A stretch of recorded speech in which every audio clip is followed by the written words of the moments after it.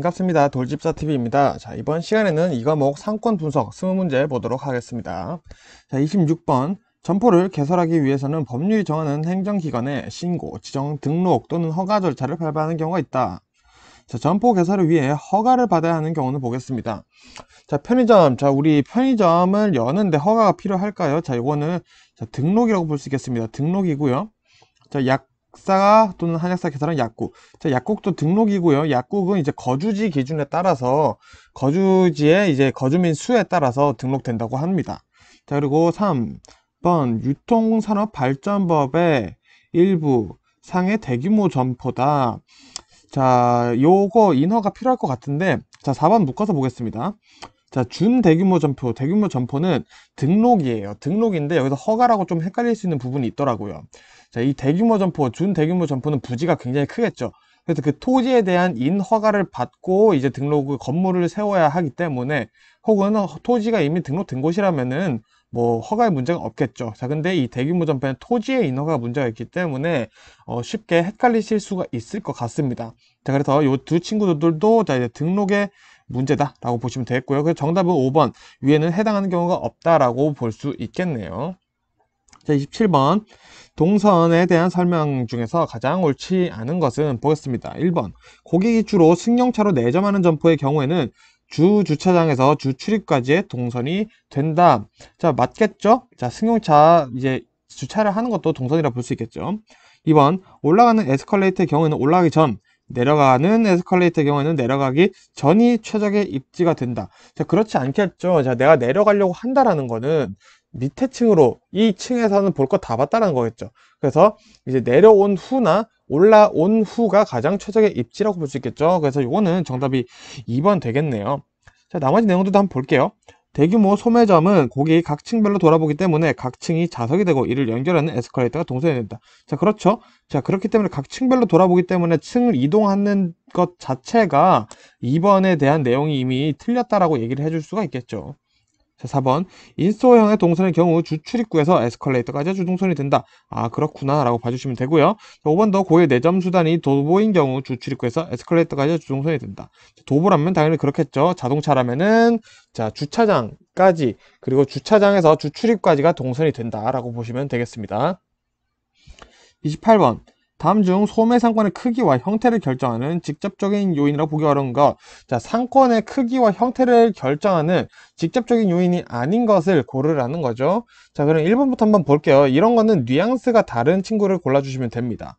1번, 주변의 인구 분포, 자, 그리고 상품의 종류, 그리고 점포의 입지, 그리고 종업원의 친절도, 그리고 점포에 대한 접근성입니다. 자, 그러면은 여기서 혼자 좀 약간 느낌 이상한 친구 있어요. 4번이죠. 자, 정업원의 친절도는 서비스 품목에 해당하겠죠. 자, 근데 1번, 2번, 3번, 5번은 이제 내부의 요인이나 아니면 물건, 혹은 그리고 말 그대로의 입지, 부지, 그런 것들에 대한 특징이 되겠죠. 그래서 요 4번 혼자 지금 친절도, 이런 서비스에 갑자기 혼자 얘기를 하고 있다. 그러면 풀어주시면 되겠죠. 29번. 소매 점포의 접근성에 관한 아래 내용 중 옳은 것은, 자, 한번 보도록 하겠습니다. 1번. 점포 입구는 한 개로 집중하는 것이 좋다.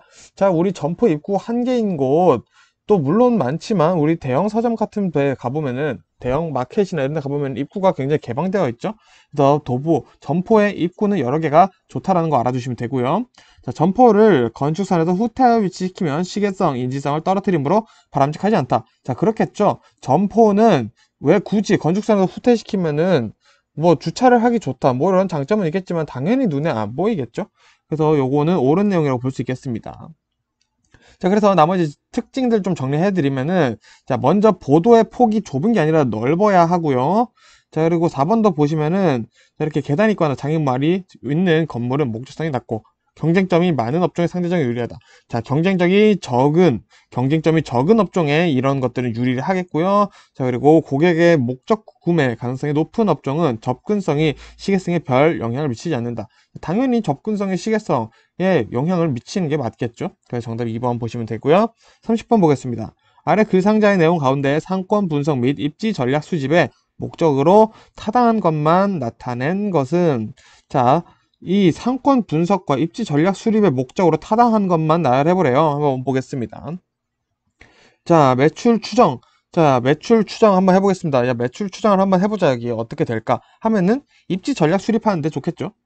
자, 그리고 상권 분석을 하려고 하면은 이제 업종을 먼저 선택을 해야겠죠. 자, 업종을 상권을 분석을 해보니까 이 업종을 뭐가 좋다라는 느낌이 오겠죠.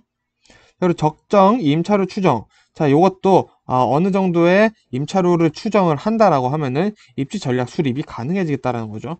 자, 그리고 성공적인 점포 경영은 결국 상권 분석과 입지 전략 수립의 가장 큰 목적이라고도 볼 수 있겠죠. 자, 그러면은 기역, 니은, 디귿, 리을 다 맞는 내용이다 볼 수 있겠습니다. 그래서 정답은 5번 보시면 되겠네요. 자, 31번 보겠습니다. 아래 글상자에 기술된 소매 점포의 매출 추정 방법의 유형으로 가장 옳은 것은, 자, 매출 추정 방법에 대해서 나왔습니다. 취급하는 상품에 대한 상권의 총 시장 규모를 파악하고 경쟁 점포들과의 상대적 경쟁력을 고려하여 자사 매출을 추정한다. 자, 상대적 경쟁력은 매장 면적을 활용해 판단한다. 자, 그럼 여기 지금 나온 게 경쟁 점포와 비교를 해서 매출을 추정하고 총 시장 규모를 파악한대요. 자, 그렇다라는 것은 비교해야겠죠, 일단은. 자, 비교하려면은 일단 필요한 것들. 자, 여러 가지가 있겠지만 지금 여기서는 우리가 매출의 추정, 그리고 매장 면적을 활용해 판단한다 라고 되어 있기 때문에 비율법이라고 볼 수 있겠습니다. 자, 그래서 이 설명은 지금 비율법에 대해서 이야기를 하고 있다라고 보시면 되겠고요. 유추법이라고 하면은 유사한 점포, 나랑 비슷한 유사한 업종을 하고 있는 점포들을 한번 파악해 보는 거예요. 거기 다니는 고객들은 어떤 고객들이고 매출은 보통 어느 정도 나오는지, 그래서 가능한 내 매상고를 산출해 보겠다 라는 게 이제 유추법이 될 거고요. 회귀 분석법은 변수가 변수에 영향을 어떻게 미치냐 이거랍니다. 그래서 독립적인 변수가 있을 거예요. 이제 종속 변수가 있겠죠. 그래서 이 변수가 변수에 어떤 영향을 주는지 라고 하는데 약간 말이 애매할 수가 있는데, 결국에는 매상에 영향을 줄 수 있는 여러 가지 변수가 있겠죠. 뭐 날씨라던가. 근데 그 날씨에도 뭐 사람들이 우산을 많이 가지고 있다. 그럼 비가 많이 오더라도 매출이 크게 차이 나진 않겠죠. 그래서 이렇게 변수에도 변수가 있나 이렇게 확인을 해보자 라는 게 이제 회귀 분석법이라고 보시면 되겠고요. 그리고 체크리스트법. 자, 부지와 주변 상황, 상권까지도 볼 수 있겠죠. 주변 상황에 관하여 사전에 결정된 변수 리스트로 점포를 평가한다. 자, 이거는 변수 리스트를 쫙 정해놓고 부지랑 주변 상권에 대해서 한번 쭉 파악하는 거예요. 여기는 버스 정류장이 몇 개고 여기는 뭐 스타벅스 몇 개 있는데 이런 식으로 체크 하면서 넘어가겠다라는 거죠. 자, 거기서 추가로 체크리스트법의 장단점 한번 볼게요. 체크리스트법의 장점은 상대적으로 적은 비용이 들어요. 그래서 이해와 사용하기가 쉽죠. 하지만 단점에는 예상 매출액 추적이 어렵습니다. 그래서 굉장히 주관성이 또 있다라고 볼 수 있어요. 그리고 주관성이 있기 때문에 변수들에 대한 해석, 선정에 문제가 있고 신뢰성이 조금 떨어질 수도 있겠죠. 이렇게 해서 중요한 것만 보겠습니다. 정답은 1번이죠. 32번 보겠습니다. 전통적인 도심 상업지역인 중심 상업지역 CBD의 경쟁 우위 요인으로 가장 옳은 것은, 자, 중심 상업지역의 경쟁 우위 요인으로 가장 옳은 것은, 이런 거는 한번 읽어보면 좋겠죠. 자, 1번 대중교통이 편리해 유동인구가 많다. 자, 이거 맞는 말인 것 같은데 일단 한번 나머지도 볼게요. 원래 계획적으로 개발되어 쇼핑이 편리하다. 자, 원래 계획적으로 개발된 도시는 보통 우리가 뉴타운 혹은 신도시라고 부르죠. 자, 근데 그런 곳에는 보통 우리가 뭔가 유동인구가 많은 편은 아니에요. 그래서 요거는 틀린 내용이라고 볼 수 있겠죠. 유동인구가 많아야 중심 상업지역이 될 수 있겠죠. 자, 고객용 주차 공간이 충분하다. 그렇지 않죠. 전혀. 우리가 생각하는 우리 동네 중심 상업지역을 생각해 보세요. 주차가 굉장히 힘들죠. 점포가 산재되어 상권범위 좁다. 점포가 모여있죠. 주거인구가 지속적으로 증가한다. 주거인구보다는 상가가 더 많다라고 볼 수 있겠죠. 정답은 1번 선택해 주시면 되겠네요. 자, 그러면 33번 보도록 하겠습니다. 다음에 여러 상권 분석 방법 가운데서 기존 점포를 이용하는 소비자의 공간적 분포 분석에 주로 활용되는 방법은, 자, 점포를 이용하는 소비자의 공간적 분포 분석에 활용된다라고 되어 있어요. 자, 여기에 힌트가 있습니다. 정답은 3번인데요. 자, 고객 전표법입니다. 자, 요거는 애플바움이 만들었어요. 애플바움이라는 친구가 만들었고요. 자, 이 고객 전표법은 매장에 고객들이 들어오죠. 그래서 그 들어오는 고객들을 무작위로 내가 인터뷰, 면접을 하는 겁니다. 어디서 오셨어요? 어디 사세요? 이렇게 물어보는 거죠. 그래서 어디 사는지 파악한 다음에 지도를 펼쳐놓고 거기 다 체크를 하는 거예요. 그래서 체크를 해보고, 이 소비자들이 어디에 분포해 있다. 우리 가게에 온 사람들은 어디에 분포해 있구나. 이거를 알아내는 게 고객 전표법인데, 이걸 어렵게 얘기를 하니까 소비자의 공간적 분포 분석이다 라고 되어 있네요. 자, 그래서 정답은 고객 전표법이다 라고 보시면 되겠고요. 34번 보겠습니다. 일반적으로 소매점의 입지 결정에 영향을 미치는 요인으로 가장 옳지 않은 것은, 자, 입지 결정에 영향을 미치지 않는 것 한번 보겠습니다. 자, 정답 1번 이제 자동차 보급률. 자, 자동차가 많으면은 멀리서도 올 수 있겠죠. 소비자들이 이용할 수 있는 물리적 거리가 넓어진다는 거죠. 생활 반경이. 자, 그리고 주택단지의 분포 보겠습니다. 주택단지의 분포 또한 이게 마찬가지죠. 주택단지가 어떻게 되어 있느냐에 따라서 입지 결정에 양날 영향을 미칠 수밖에 없겠죠. 행정구역의 경계. 행정구역의 경계는 약간 조금 애매하네요. 정답은 3번 되겠네요. 자, 행정구역의 이 경계라고 한다는 것은 우리가 작게는 뭐 구를 나눠볼 수 있겠죠. 뭐 강북구, 성북구 이렇게 나눠봤을 때 강북구에 있는 사람들이 성북구에 구가 다르니까 난 쇼핑하러 가지 않겠어. 이렇게 생각을 하지 않는다는 거죠. 구의 경계선에 백화점이 있다면은 누구든지 와서 이용을 하게 되겠죠. 그래서 요게 소매점 입지 결정에 영향을 미치지는 않는다라고 볼 수 있겠네요. 마찬가지 나머지는 소매단지 분표나 소매 상권의 개층화 정도에 따라서는 소매점의 입지 결정 영향이 있을 수 있다라고 보면 되겠습니다. 자, 35번. 넬슨은 소매점이 입지를 선정할 때 지켜야 할 8가지 원칙 중에 향후 생길 수 있는 경쟁 점포의 입지, 규모, 형태 등을 고려하여 자신의 사업장의 경쟁을 유지할 수 있을지 확인해야 한다 라고 얘기를 했는데, 이 원칙은 무엇이냐? 자, 8가지 원칙 굉장히 중요하죠. 이런 식으로 넬슨의 8가지 원칙 문제가 자주 나옵니다. 이 8가지 원칙 그러면 한번 설명하고 넘어가겠습니다. 자, 첫 번째, 상권의 잠재력입니다. 자, 상권의 잠재력은 뭐냐? 상권 내에서 취급하는 상품에 대한 수익성 확보가 가능한지, 이 상권의 수익이 가능한지 보자라는 거고요. 접근 가능성, 상권 내에 있는 고객들이 여기로 올 수 있는지, 가능한 건지 그거를 검토하겠다라는 거고요. 성장 가능성, 인구 증가와 소득 수준이 계속 향상하겠죠. 그러면 시장 규모도 커지게 될 텐데, 자, 요런 그 안에서 우리 유통 상권이나 사업장 요런 것들이 매출액도 함께 성장을 할 거냐라고 보자라는 거죠. 즉 세상의 뭐 물가나 이런 것들이 오르면서 우리도 같이 그만큼 성장을 하냐, 이걸 보자는 거죠. 그리고 중간 저지성. 자, 기존 점포나 상권 지역이 고객과의 중간에 위치할 때 경쟁 점포나 기존 상권 지역으로 접근하는 고객을 중간에서 차단할 수 있는지, 즉 쉽게 말하면은 어떤 고객이 딴 데 가려고 했는데 우리 가게로 오게 내가 중간에서 끊을 만큼 매력이 있는지, 요거를 보는 게 중간 저지성이다 라고 보시면 되겠고요. 자, 누적적 흡입력. 자, 비슷하거나 동일한 점포가 집중적으로 몰려 있어요. 그때 고객의 흡입력을 극대화할 수 있는가 라고 보자는 거죠. 그리고 양립성.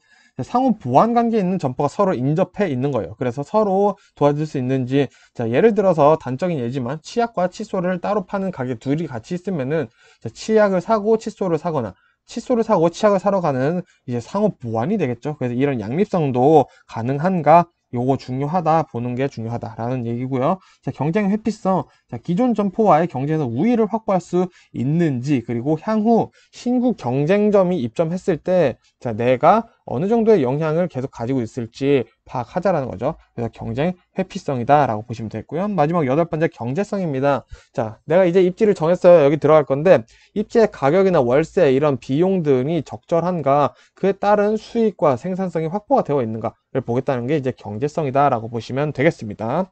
자, 생각해보니까 내용이 쉽죠. 자, 말과 다 비슷하죠. 자, 그럼 이제 문제 풀어보겠습니다. 자, 그러면은 지금 여기서 향후 생길 수 있는 경쟁 점포, 신규 경쟁 점포죠. 이게 왔을 때 우리의 경쟁을 유지할 수 있을지 확인해 보자는 거죠. 자, 그럼 1번 경쟁 점포 회피의 원칙. 자, 이게 경쟁 회피성이죠. 자, 그래서 정답 바로 1번 나오네요. 그리고 나머지도 다 내용 설명드린 거니까 한번 또 봐주시면 좋을 것 같습니다. 자, 이거는 제가 다 정리를 해서 쉽게 풀어놓은 거기 때문에 또 교재 있으신 분들은 같이 보시면 좋을 것 같아요. 자, 이어서 36번 보겠습니다. 소매점포를 개점하기 전에 실시하는 투자 분석에 대한 설명으로 가장 옳지 않은 것은, 자, 1번부터 보겠습니다. 예상 매출액을 기준으로 손익 분석을 실시한다. 자, 이거 맞는 말이고요. 맞는 말도 눈여겨보셔야 돼요. 2번, 매출이익, 영업이익, 경상이익, 순이익 등 다양한 이익을 추정한다. 자, 이것도 당연히 다 추정을 하면 좋겠죠. 3번 투자 수익률은 연간 매출 이익을 총 투자율로 나눈 것이다. 자, 이게 틀린 말이죠. 굉장히 맞는 말 같아 보이지만, 야, 연간 매출이익이 아니라 이게 순이익으로 나눠야 되겠죠. 연간 매출이익으로 나오면 엉뚱한 숫자가 나와버리겠죠. 우리 순이익, 뭐 정확히는 뭐 영업이익까지도 나아갈 수 있겠지만, 여기서는 이제 순이익을 투자액으로 나눠야지 투자 수익률이 나온다라고 보시면 되겠습니다. 그래서 정답은 3번 되겠고요. 4번도 보면은 투자 수익률을 12로 나누어서, 그럼 월 단위죠. 1년이 12개월이니까 투자 회수 기간을 추정한다. 자, 맞는 말이겠죠. 투자 회수 기간은 짧을수록 바람직하다. 당연하죠. 투자를 회수를 하는데 길면은 좀 불안합니다, 이게. 네, 37번 보겠습니다. 상권 분석 방법은 규범적 모형과 기술적 방법으로 구분될 수 있다. 이 중 기술적 방법에 포함될 수 있는 하나는, 자, 그러면 우리 규범적 모형과 기술적 방법 한번 보도록 하겠습니다. 자, 상권 분석 방법에서 규범적 모형에 포함되어 있는 친구들은 굉장히 이름들이 어려워요. 자, 레컨케크리, 레컨케에크르인데, 자, 레일리죠. 소매 인력 법칙이고요. 컨버스, 수정 소매 인력 법칙이죠. 그래서 레일리, 컨버스 항상 같이 따라다니죠. 컨버스가 레일리의 소매 인력 법칙을 한번 수정했죠. 그리고 케인의 흡입력 모델이 있고요. 그리고 애플바움 모형 아까 나왔었고요. 크리스탈러, 중심지 이론이죠. 레슈, 수정지, 수정 중심지 이론. 그래서 크리스탈러, 레슈, 크레 같이 다니면 되고요. 레컨 같이 다니면 되겠죠. 그래서 이렇게 규범적 모형에 레컨케 크레가 있고요. 자, 그리고 기술적 방법에는 최유현비 C가 있습니다. 체크리스트법, 유추법, 현지조사법, 비율법, CST 이렇게 있는데, 자, 우리 둘 중에 하나만 외워가지고 아닌 거는 비교해서 풀면 되겠죠. 그래서 저 같은 경우에는 기술적 방법 외우는 게 조금 더 편해가지고 이렇게 외웠고요. 자, 그럼 문제 보겠습니다. 기술적 방법에 포함될 수 있는 하나는, 자, 우리 바로 문제 답이 보이죠? 유추법이죠. 자, 그래서 그냥 대충 중심지론 누구 거였더라? 아, 크리스탈러지. 뭐 요 정도만 일단은 여러분 문제에서는 떠올려 주시면 될 것 같습니다. 38번. 아래 내용 중 크리스탈러의 중심지론과 관련된 설명을 옳지 않은 것은, 자, 바로 나왔네요. 자, 크리스탈러의 중심지 이론. 적절하지 않은 거니까 보기 보면서 맞는 내용도 같이 공부하겠습니다. 1번 볼게요. 중심지는 배후 거주 지역에 대한 다양한 상품과 서비스를 제공하고, 중심지가 배후 거주 지역에 상품과 서비스를 제공하네요. 그리고 교환의 편의를 도모하기 위해 상업 및 행정 기능이 밀집된 장소를 말한다. 자, 맞는 내용이죠. 지금 알아두시면 되고요. 자, 2번도 맞는 내용이에요. 볼게요. 중심지 간의 상권의 규모를 확대하기 위한 경쟁이 발생되어 배후지가 부분적으로 중첩되는 불안정한 구조가 형성될 수 있다. 아, 중심지에 경쟁이 발생하다 보니까 배후지가 중첩될 수도 있다. 그래서 불안정할 수 있다. 라는 내용이 있는 거고요. 자, 최대 도달 거리란 중심지가 수행하는 유통 서비스 기능이 중심지의 유통 서비스 기능인 거죠. 자, 지역 거주자들에게 제공될 수 있는 최대 거리라는 거죠. 그래서 최대 도달 거리란 중심지의 유통 서비스가 어디까지 닿는가, 요거를 얘기를 한다를 이렇게 어렵게 써놓은 거고요. 자, 4번 보겠습니다. 상업 중심지의 정상 이윤 확보에 필요한 최소한의 수요를 발생시키는 상권 범위를 최소 수요 충족거리라고 한다. 즉, 최소 수요 충족거리란 뭐다? 상업 중심지의 정상적인 이윤 확보에 필요한 최소의 수요다 라고 보시면 되겠습니다. 자, 5번이 그럼 틀린 내용이 되겠는데요. 왜 틀렸는지 보겠습니다. 중심지가 한 지역 내에 단 하나 존재한다면 가장 이상적인 배후 상권의 형상은 정육각형으로 형성될 것이다. 자, 정육각형으로 형성된 원형으로 존재하는 게 제일 어디든 거리가 동일하겠죠. 자, 정육각형인 경우가 이상적일 때는 중심지가 여러 개 분포할 때다. 그래서 같이 알아봐 주시면 좋을 것 같습니다. 38번 꽤나 중요한 내용들이 많이 있었으니까 눈여겨서 봐주시고요. 39번 보겠습니다. 소매단지의 업종 친화력은 입점한 소매점들의 업종 연관성을 의미한다. 자, 그럼 이 업종 친화력이 높으면 누적 유인의 효과가 커지는 반면에 차별화에 실패하면 인근 점포들과 극심한 경쟁을 벌여야 한다. 따라서 점포 입지를 선정할 때는 상업단지의 업종 친화력을 고려한다. 일반적으로 업종 친화력이 가장 낮은 상업단지는, 자, 이거 물어보려고 이렇게 돌아왔네요. 자, 요거 질문 자체를 한번 정리해 보겠습니다. 자, 업종 친화력이 높으면은 유인 효과가 좋아져요. 자, 똑같이 다 떡볶이를 팔아요. 다 떡볶이 파는 가게가 이렇게 많으면 소비자들이 이렇게 와서, 야, 우리 뭐 여기서 뭐 먹을래? 이렇게 고민을 한다라는 거죠. 그래서 여기로 올 확률이 높아요. 근데 이 떡볶이들이 전부 다 똑같은 떡볶이예요. 그러면은, 아, 여기도 떡볶이 다 똑같은데 경쟁을 해야 되는 거죠. 근데 A에서 만일에 우리는 깻잎 떡볶이를 팝니다. 깻잎 떡볶이를 팔아요. 자, 이렇게 차별화가 어느 정도는 있어야 된다라는 거죠. 자, 아니면은 경쟁이 너무 심하다. 그래서 내가 이 얘기를 한 이유는 일반 업종 친화력이 가장 낮은 상업단지가 뭐냐라고 물어보는 겁니다, 결국. 그래서 정답은 자, 부도심 역세권 상가다라고 보시면 되겠습니다. 자, 역세권 상가에서는 업종 친화력이 뭐 가장 낮아도 유입이 가장 좋기 때문에라고 보시면 되고요. 여러 가지 특성을 가진 사람들이 많이 오는 곳이에요. 자, 대학가나 대학 입시 학원 상가나 사무실 지역 그리고 작은 평수 아파트 단지 상가 이럴 때는 우리 소비자가 어느 정도 어떤 분들이 계실지 눈에 보이잖아요. 자, 근데 그래도 부도심 이 역세권 상가에는 유동인구는 많지만 어떤 사람들이 올지는 뭐 딱히 불규칙적이다. 그래서 2번이 될 수 있겠다라고 보시면 되겠습니다. 자, 40번 보겠습니다. 최근 상권 분석을 위해 활용도가 높아지고 있는 GIS에 대한 설명으로 옳지 않은 것은 자, GIS 우리 영어 잘 하시면 잘 하시죠, 다들. 지오그래픽. 어쨌든 뭔가 GPS 같은 느낌이 들죠. 자, 그것만 안고 있어도 문제를 풀 수 있습니다. 자, 옳지 않은 거 한번 보겠습니다. 자, 1번. 컴퓨터를 이용한 지도 작성 체계와 데이터베이스 관리 체계의 결합이다. 뭔지 모르겠는데 지도 작성 체계래요. 일단은 맞을 것 같아요. 자, 2번. 지도 레이어는 점선 면을 포함하는 개별 지도 형상으로 되어 있다. 자, 그렇겠죠? 자, 이것도 일단은 맞다로 넘어가 볼게요. 이제 모르는 상태에서 풀어보는 척을 하는 겁니다. 3번. GCRM, 이거 대문자인데, 그죠? GCRM을 실현하는데 기본적인 틀을 제공할 수 있다. 이것도 잘 모르겠어요. 일단 넘어가 볼게요. 자, 4번. 주제도 작성, 데이터 및 공간 조회, 버퍼링을 통해 효과적인 상권 분석이 가능하다. 그런 건가? 싶을 수 있겠죠? 자, 심도 있는 분석을 통해 상권의 중첩을 표현하는 작업은 아직 한계점으로 남아있다. 자, 여러분들 이게 보세요. 자, 결합이다, 구성되어 있다, 제공할 수 있다, 상권 분석이 가능하다. 자, 뭔가 그냥 설명을 하거나 뭐 할 수 있다. 이런 I can, it can 뭐 이런 얘기들이 있죠. 근데 5번 보세요. 한계점으로 남아있다. 한계점으로 남아있다는 건 혼자 갑자기 부정적인 얘기를 하고 있죠. 보통 이런 것들이 문제의 정답이 될 확률이 정말 높습니다. 이거는 제가 지금 찍기 팁을 하나 같이 말씀드리고 싶어서 이렇게 읽어본 건데요. 자, 물론 5번의 내용은 틀렸습니다. GIS는 상권의 중첩을 표현할 수 있는 시스템이에요. 그렇지만 그거를 모르는 상태로 우리가 쭉 읽어봐도 5번 혼자 부정적이다. 이럴 때 혹은 혼자 긍정적인 이야기를 한 친구가 있다. 그럴 때 우리가 모르겠다 싶을 때는 찍었을 때 정답일 확률이 정말 높으니까 이거는 꼭 알아두시면 좋겠습니다. 이거는 어디에서도 얘기를 해주지 않을 거예요. 자, 41번 풀어보겠습니다. 자, 다수의 점포를 운영하는 체인점 등에서 비교적 활용도가 높은 회귀 분석, 기본적 특성이나 적용 과정에 대한 설명으로 옳지 않은 것은 자, 회귀 분석이 일단은 뭔지 알면 좋겠는데 자, 요 기본적 특성이나 적용 과정에 대한 설명으로 내용이 옳지 않은 것을 한번 찾아보겠습니다. 1번 실무적으로는 유사한 거래 특성과 상권을 가진 점포들의 표본을 충분히 확보하기 어렵다는 문제점을 가진다라고 되어 있네요. 자, 요거는 맞는 말이죠. 자, 표본을 충분히 확보하기가 쉽지가 않죠. 회귀 분석 자체가. 자, 2번 모형의 독립 변수들이 서로 독립적이고 상호 관련성이 없다고 가정하는 회귀 분석의 기본 특성을 고려한다. 자, 요거 맞는 말이죠. 이거는 무조건 맞는 말입니다. 자, 변수가 일단은 상호 관계가 없다라고 가정을 하지만 이제 관련이 있는지 보는 게 회귀 분석이죠. 그렇기 때문에 이거는 당연히 맞는 말이고요. 3번 단계적 회귀 분석 기능을 사용하면 다중 공신성의 공산성의 문제를 해결하는 도움이 될 수 있다. 자, 이것도 맞는 말이죠. 뭐 단계적 회귀 분석이라는 것 자체가 일단은 가장 유효력이 있는 독립 변수를 먼저 대입을 해서 분석을 해보면서 이렇게 쭉쭉 나아가는 거예요. 그렇기 때문에 문제점, 다중 공선상의 문제점을 해결할 수가 있겠죠.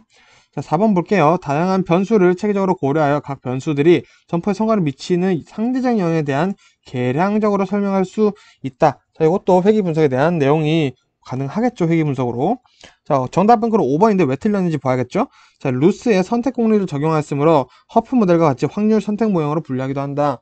자, 루스의 선택 공리를 바탕으로 적용한 게 아니죠, 일단은. 자, 그래서 여기서 일단은 뭐 틀렸는데, 자, 그러면은 요 내용에 대해서 추가로 알 수 있는 내용을 좀 제가 설명드릴게요.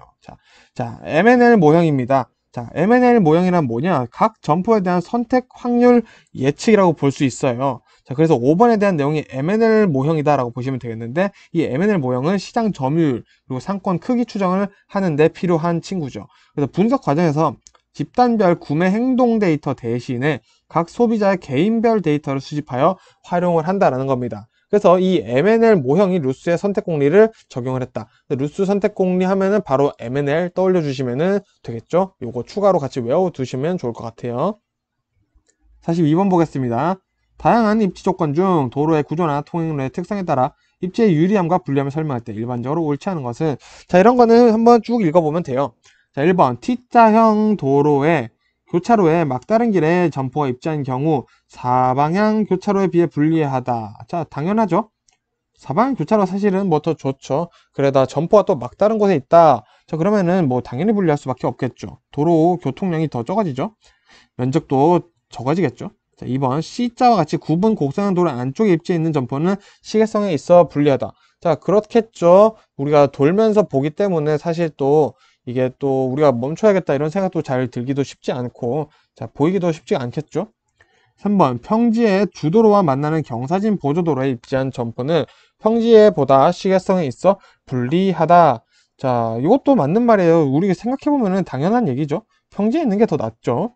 자, 4번 점포의 업종별로 인근 거주자의 출퇴근 동선에 따라 입지 매력도가 평가가 될 수 있다. 그렇죠. 이게 점포의 업종 따라 우리가 출근할 때 들르고 싶은 곳, 퇴근할 때 들르고 싶은 곳, 이 당연히 나눠질 수 있겠죠. 그리고 출근할 때 우리가 볼 수 있는 곳, 퇴근할 때 볼 수 있는 게 또 달라질 수도 있겠죠.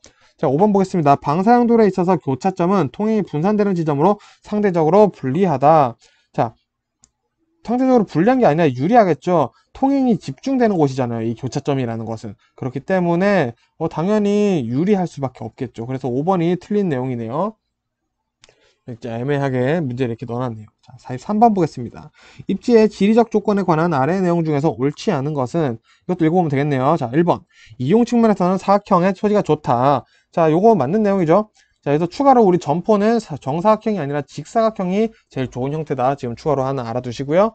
2번 삼각형 토지의 좁은 면은 좋은 입지가 될 수 있다. 자, 요거는 별로죠. 삼각형 토지인데 좁은 면이 좋은 입지가 된다? 자, 단적으로 그려볼게요.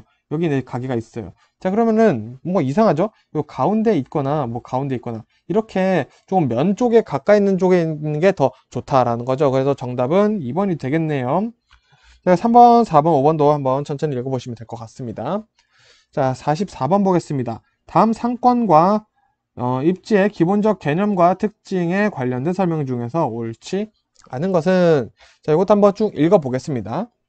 입지를 강화한다는 것은 점포가 더 유리한 조건을 갖출 수 있도록 점포의 속성들을 개선하는 것을 의미한다. 자, 이것도 맞는 말이고, 입지를 강화한다는 것 자체가 뭐 상품 경쟁력, 차별화 이런 걸 추가하는 것도 포함될 수 있다고 볼 수 있겠죠. 자, 1번 맞는 내용이고, 2번 상권은 점포를 이용하는 소비자들이 분포하는 공간적 범위를 의미하거나 점포의 매출이 발생하는 지역 범위이다. 자, 이거의 상권의 내용이 맞죠? 우리 상권에 대해서 많이 얘기를 했기 때문에 굳이 고민할 필요 없을 것 같고요. 3번 입지는 점포를 경영하기 위해 선택한 장소 또는 그 장소의 부지와 점포 주변의 위치적 조건을 얘기한다. 자, 요게 입지에 대한 설명이다. 자, 우리 이 문제로 지금 상권과 입지에 대한 내용을 확실히 알아둘 수가 있겠죠? 자, 4번 볼게요. 입지 평가 항목에는 주변 거주인구, 유동인구, 경쟁 점포 수가 있고, 상권 평가 항목에는 점포의 면적, 층수, 교통망이 있다. 자, 여러분 만일에 4번이 맞는 말이 되려면은, 자, 보세요. 2번 상권에 대한 설명과 3번 입지에 대한 설명이 지금 틀려야 돼요. 그렇겠죠? 아니면은 2번, 3번이 틀린 말이 되려면 4번이 맞은 말이 되겠죠. 그래서 지금 상충하는 항목이 나왔습니다. 그래서 정답이 당연히 4번이 되겠죠. 자, 그럼 뭐냐? 지금 거꾸로 됐죠? 자, 입지 평가 항목이 아니라 상권 평가 항목에 주변 거주인구, 유동인구, 경쟁 점포 이런 것들이 있겠고요. 입지 평가 항목에 점포의 면적, 층수, 교통망 이런 것들이 당연히 있어야 되겠죠. 자, 이런 식으로도 문제를 한번 볼 수 있었죠. 자, 그래서 5번까지 볼게요. 자, 상권은 일정한 공간적 범위로 표현되고 입지는 일정한 위치를 나타내는 주소나 좌표를 가지는 점으로 표시된다. 자, 그렇구나 하고 또 같이 알아두시면 되겠네요. 자, 마지막 45번 보겠습니다. 상권의 경계를 파악하기 위해 간단하게 활용할 수 있는 티센다각형 모형에 대한 설명을 옳지 않은 것은, 자, 일단 우리 문제에서도 하나 알 수가 있죠. 티센다각형은 상권의 경계를 파악하기 위해 사용된다. 이것도 같이 알아두셔야 돼요. 나중에 티센다각형에 대한 문제가 좀 자주 나옵니다. 자, 어쨌든 티센다각형의 설명으로 옳지 않은 것 한번 보겠습니다. 자, 보기 전에 티센 다각형이란 뭔지 한번 알아보는 게 낫겠네요. 자, 보겠습니다. 자, 티센 다각형이란 자, 공간 독점 접근법에 기반한 상권 구획 모형이다. 자, 이게 무슨 말이냐? 그냥 상권 구획 모형이다. 왜? 아까 상권 경계를 파악하기 위한 공간을 나눠서 상권의 경계를 파악하기 위해 사용하는 거다. 이렇게만 이해를 해주시면 됩니다. 자, 그리고 두 번째, 최근접 상가 선택 가설에 의해 상권을 결정한다. 즉, 내가 있는 곳에서 제일 가까운 곳에 가려고 하지 굳이 먼 곳에 가려고 하지 않는다라는 게 티센 다각형 안에 들어가 있는 내용이고요. 저기 또 나오죠. 소매들이 가장 가까운 소매 시설을 이용한다라고 가정한다 라고 되어 있고요. 소매 점포들이 규모나 매력도에 있어서 유사하다고 가정을 합니다. 왜? 규모나 이제 매력이 비슷하다면은 어디를 선택할 것인가? 가까운 곳을 선택할 것이다. 이 얘기를 하고 있는 것이 티센 다각형이라는 거예요. 그리고 신규 점포 부지 입지 가능성을 판단하기 위한 상권 범위 예측에 사용되기도 합니다. 상권 경계 파악과 마찬가지죠. 상권 경계 파악, 상권 범위 예측 같은 얘기예요. 그리고 티센 다각형의 크기는 경쟁 수준과 부의 관계를 가진다. 부의 관계는 반비례라는 거죠. 자, 그리고 티센 다각형은 시설 간 경쟁 정도를 쉽게 파악할 수 있다라는 특징을 가지고 있습니다. 자, 그러면은 문제 풀어보겠습니다. 1번, 공간 독점 접근법에 기반한 상권 구획 모형의 일종이다. 자, 상권의 경계 그리고 상권 범위를 예측하는 거라고 했죠. 자, 이거 맞는 내용이죠. 자, 2번, 소매들이 가장 가까운 소매시설을 이용한다. 맞는 말이죠. 자, 소매 점포들이 규모나 매력에서 유사하다. 그렇다고 생각했으니까 가까운 데 갈 거라고 얘기를 한 거죠. 자, 4번. 일반적으로 티센 다각형의 크기는 경쟁 수준과 정의 관계를 가진다. 자, 방금 얘기를 했었죠. 정답 4번. 정의 관계가 아니라 부의 관계를 가진다. 라고 되어 있습니다. 자, 이렇게 해서 티센 다각형에 대한 내용 지금 좀 잡아두시면 좋을 것 같고요. 정말 자주 나오니까 꼭 확인해서 봐주셨으면 좋겠고요. 이 과목 이렇게 마무리하고 저는 또 3과목으로 인사드리겠습니다. 고생 많으셨습니다.